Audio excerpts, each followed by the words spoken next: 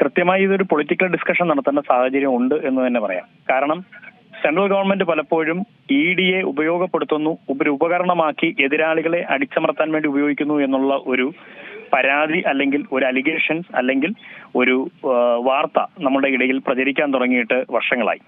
ഇപ്പൊ നിരവധി തവണ കേന്ദ്ര ഏജൻസിയുമായി ബന്ധപ്പെട്ട് ഏതെങ്കിലും തരത്തിൽ അല്ലെങ്കിൽ കേന്ദ്ര ഗവൺമെന്റിനോട് ഏതെങ്കിലും തരത്തിൽ ഒരു ഒരു കാര്യം പറഞ്ഞാൽ അല്ലെങ്കിൽ അദ്ദേഹത്തിന്റെ അഭിപ്രായം പറഞ്ഞാൽ ഉടൻ തന്നെ EDയുടെ അന്വേഷണവുമായി ബന്ധപ്പെട്ട് വരുന്നത് നാം ഈ അടുത്തിടയ്ക്ക് കണ്ടതാണ്.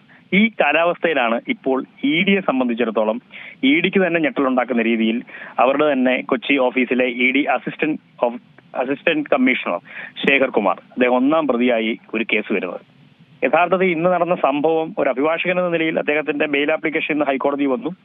ഹൈക്കോടതി വരുമ്പോൾ ബെയിൽ ആപ്ലിക്കേഷൻ ജൂൺ 11 അദ്ദേഹത്തിന്റെ അറസ്റ്റ് ജൂൺ 11 വരെ അറസ്റ്റ് ചെയ്യാൻ പാടില്ല എന്ന് പറഞ്ഞൊരു ഇന്ററിം ഓർഡർ ശേഖർ കുമാറിന് ലഭിച്ചിട്ടുണ്ട്.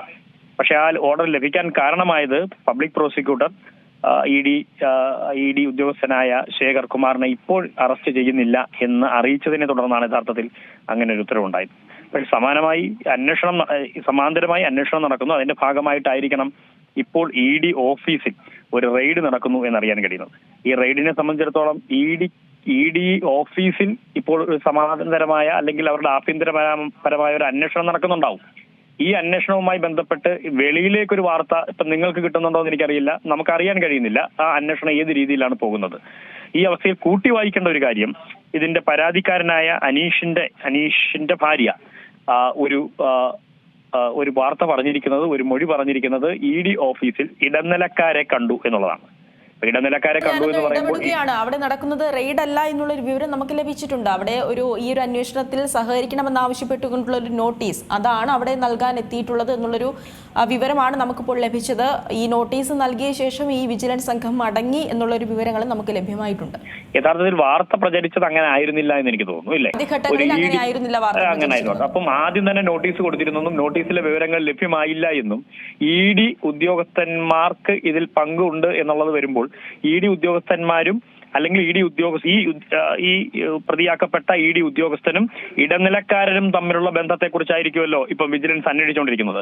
ഡയറക്റ്റ് എന്തായാലും ഇവർക്കൊരു ഒരു തെളിവ് ഇവരുടെ കയ്യിൽ കാണില്ല. ഈ ഇടനിലക്കാർ എത്രത്തോളമാണ് ഈ ED ഉദ്യോഗസ്ഥനുമായി ബന്ധപ്പെട്ട് നിൽക്കുന്നത് എന്നതിനെ കുറിച്ചുള്ള ഏതെങ്കിലും തരത്തിലുള്ള തെളിവുകൾ ശേഖരിക്കാനോ അല്ലെങ്കിൽ അദ്ദേഹത്തിന്റെ ഏതെങ്കിലും വിഷ്വൽ, അതായത് CCTV വിഷ്വൽ ഒക്കെ ശേഖരിക്കാനാണ് ഇവർ അവിടെ ചെന്നു എന്നുള്ള ഒരു വാർത്തയാണ് പ്രചരിച്ചിരുന്നത്.